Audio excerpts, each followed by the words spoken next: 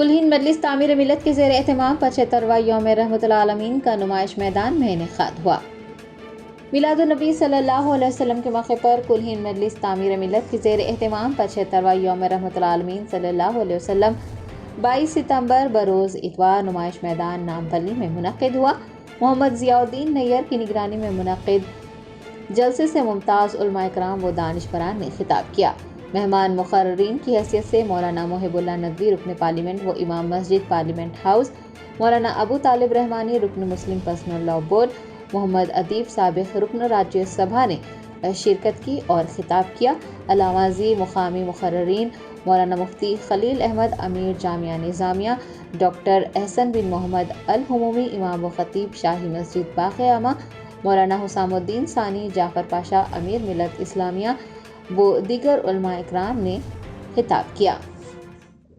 اللہ تعالیٰ عنہ مکے سے مدینہ جا رہے ہیں، مکے سے مدینہ جا رہے ہیں تو راستے میں ٹینٹ ڈالا گیا اور 8 روز کی سفر ہوتے تھے۔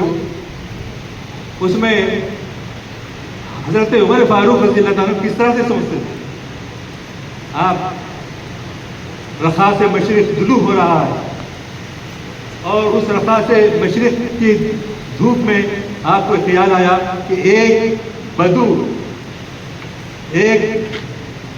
یعنی شیپرڈ بکریاں چرا رہا ہے۔ وہ بکریاں چراتے ہوئے حضرت عمر فاروق کو خیال یہ ہوا کہ یہاں تک اس ریموٹ ایریا کے اندر اسلام کی تعلیمات پہنچی ہے یا نہیں پہنچی ہے، آپ یہ دیکھنا چاہتے تھے۔ چنانچہ حضرت عمر فاروق رضی اللہ تعالیٰ عنہ شیپرڈ، وہ بدو جو کسی زانو ادب کا طے نہیں کیا ہوا تھا، اس نے کوئی تعلیم عربی مدرسے میں حاصل نہیں کی تھی، کوئی PhD کی عمر نہیں تھی اس کے پاس۔ حضرت عمر فاروق ٹہلتے ٹہلتے اس شیپرڈ کے پاس آئے، آ کر کہنے لگے یہ بکریاں کس کی ہیں؟ تو اس لڑکے نے کہا، شیپرڈ کہیں پڑھا ہوا نہیں تھا، لیکن اس شیپرڈ نے کہا یہ میرے دنیا کے مالک کی ہیں۔ تو حضرت عمر فاروق نے کہا تم اس میں سے ایک بکری کو بیچ دو۔ اس بدو لڑکے نے اپنی آنکھیں حضرت فاروق کے چہرے پر ڈانک دیا اور ڈانک کر یہ کہا کہ یہ میں اونر نہیں ہوں، میرا کوئی اور جو ہے اس کا اونر ہے، میں اپنے امانت میں خیانت نہیں کر سکتا، اس وجہ سے امانت میں خیانت نہیں کر سکتا۔ تو حضرت عمر فاروق نے کہا تم جا کے کہہ دینا کہ ایک بھیڑیا آیا اور کھا گیا۔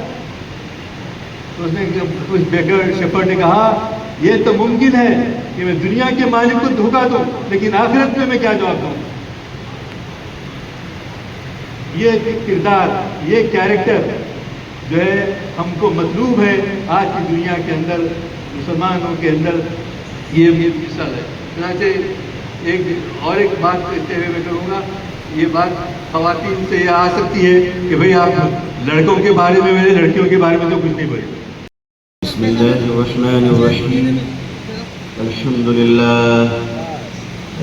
للہ وکفى وسلام علی عباده الذین اصطفى، اما بعد، الحمد للہ رب العالمین والعاقبۃ للمتقین، والصلاة على رسوله محمد وعلى آله وأصحابه أجمعين۔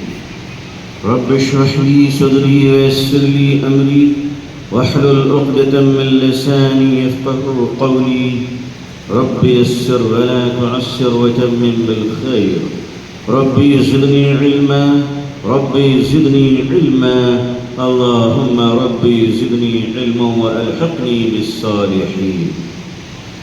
فاعوذ بالله من الشيطان الرجيم، بسم الله الرحمن الرحيم، وما أرسلناك إلا رحمة للعالمين۔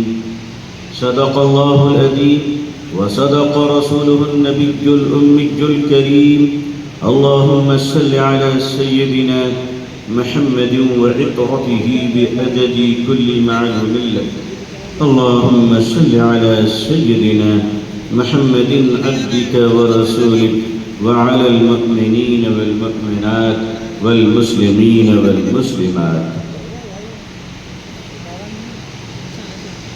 ہندوستان کے بلکہ عالم اسلام اور بر صغیر کے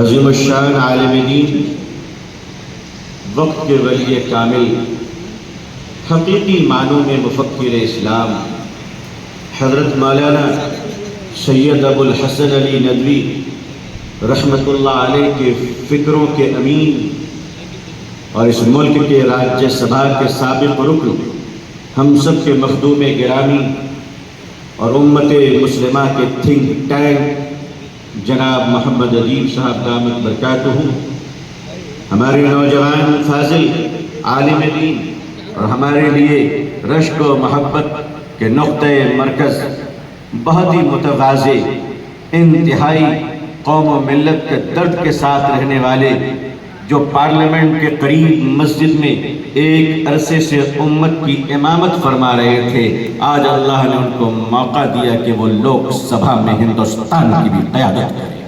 میری مراد حضرت مولانا محب اللہ ندوی صاحب دامت برکاتہ، معزز رکن پارلیمان لوک جرمنٹن super specialty hospital, national award winner doctor Mir Jawad Zar Khan, German trained senior orthopaedic surgeon and director, ماہر ڈاکٹرز ڈاکٹر واصف اعظم اور doctor Bharavi Chanduri, senior cardiologist اور دیگر ڈاکٹرز نمایاں خدمات انجام دے رہے ہیں۔ Robotic surgery, advance cath lab, MRI، operation theatre, ICU، 2D ultra sound جیسی سہولیات سے آراستہ کارپوریٹ لیول ہاسپٹل، واجبی فیس میں ہر مرض سے شفا یابی کے لیے جرمنٹن سپر اسپیشلٹی ہاسپٹل، عطاپور۔